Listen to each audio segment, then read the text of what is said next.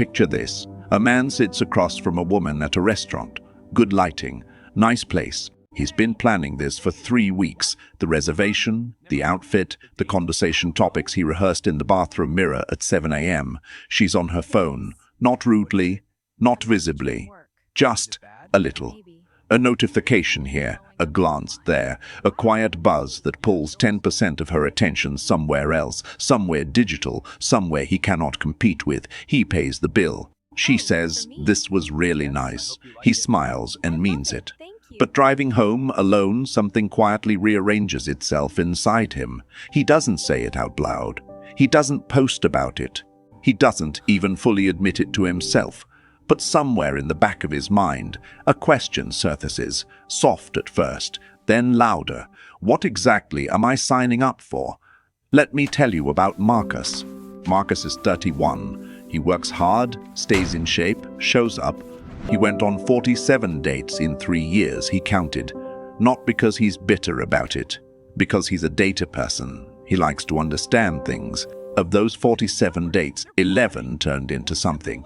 Of those 11, 3 became real relationships. Each one ended with some version of the same sentence. "I just don't think I'm ready for something serious right now." Marcus is not a bad man. He is not a broken man. He is a man who ran the numbers, emotionally, financially, spiritually, and concluded that the risk-to-reward ratio of modern marriage simply doesn't calculate. He's not alone. He's not even close to alone. Across the Western world, marriage rates are collapsing. The average age of first marriage keeps climbing. A growing segment of men, educated, employed, emotionally functional men, are quietly, deliberately stepping off the conveyor belt that once ran from dating to engagement to the altar. And most people want to pretend they don't understand why. Here's what nobody wants to say out loud.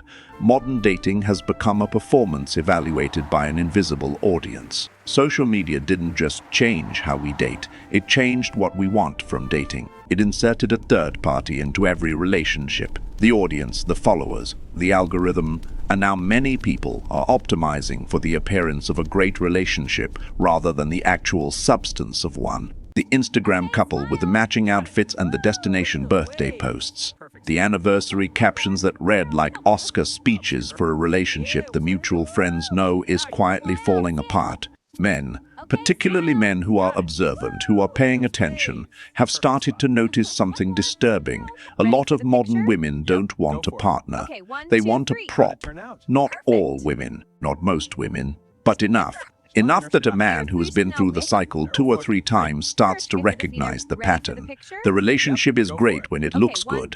The moment it stops looking good, the moment real fiction, real compromise, real life enters the picture, it starts to feel disposable. And marriage? Marriage is the ultimate long-form commitment in a world addicted to short-form everything. Let's talk about the infrastructure. Tinder launched in 2012. The smartphone-era dating ecosystem is barely a teenager, and it has already done something that took centuries to build and less than a decade to destabilize. It turned human connection into a product. On a dating app, you are not a person. You are a profile. You are a thumbnail. You're competing against an essentially infinite scroll of other thumbnails for 3 seconds of attention from someone who has already swiped 400 times today. This is not cynicism. This is architecture. When you build a system that commodifies human beings, you should not be surprised when people start treating each other like commodities. The hypergamy discussion, the idea that women tend to date upward toward men with higher status, income, and social proof, has always existed. But dating apps don't just reflect that tendency. They amplify it. They give the top 20% of men access to an unprecedented volume of options while leaving everyone else swiping into a void. And the men in that void, they don't get angry, at least not at first. They get philosophical. They start asking questions, hard questions. Questions like, if I spend 5 years building a life with someone, legally bind myself to them, and the relationship ends, why does the current legal system make me feel like I walked into a casino where only one side set the rules? That question isn't bitterness. That question is pattern recognition, realization. 1. The incentive structure is broken. Marriage used to offer something clear to both parties: stability, social legitimacy. Economic partnership, shared survival, most of those functional incentives have been removed. Women are more financially independent than at any point in human history, which is genuinely good. But that independence, combined with a legal framework that hasn't evolved alongside it, creates a peculiar asymmetry. Men can observe, and many have, that in a divorce they are statistically more likely to lose custody, pay alimony, lose the family home, and experience a dramatic drop in standard of living. This is not a talking point. These are documented trends. When you remove the benefits of a contract and keep the penalties, you should not be surprised when fewer people want to sign it. Realization 2. The goalposts don't stop moving. Here's a scenario. David spent his mid-20s getting himself together, paid off debt, got promoted, started working out, got his apartment right, did the work, became, by every observable metric, a solid, stable, high-value partner. Then he learned something uncomfortable. The qualities that were supposed to make him marriageable didn't come with a guarantee. They came with an escalation.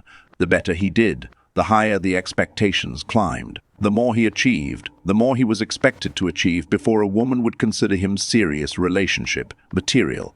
At some point, he stopped chasing the horizon, because a man who runs forever toward a finish line that keeps moving isn't running toward love.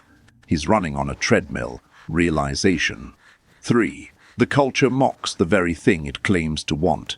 We have built a culture that simultaneously tells men to be vulnerable and punishes them for vulnerability. That tells men to be emotionally open and loses attraction the moment they are. That says it wants commitment and celebrates keeping options open as self-empowerment. This is not a contradiction. This is a trap. And the men who are opting out of marriage aren't the ones who failed to figure it out. They're the ones who figured it out. Here's the part that cuts deepest. Most men don't opt out of marriage because they don't want love. They opt out because they do. They've felt it. They've been there. That specific gravity of a real connection, waking up next to someone who actually knows them, the quiet domesticity of building something together. They know what that feels like. And they want it badly enough that they refuse to get a counterfeit version of it, wrapped in a legal contract that punishes them if it fails. There's a particular kind of loneliness that comes from being a man in his 30s who has stopped believing in the institution.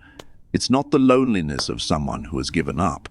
It's the loneliness of someone who is holding out, not sure for what, not sure how long, but refusing to settle for theater when they know what the real thing feels like. The tragedy isn't that men no longer believe in marriage.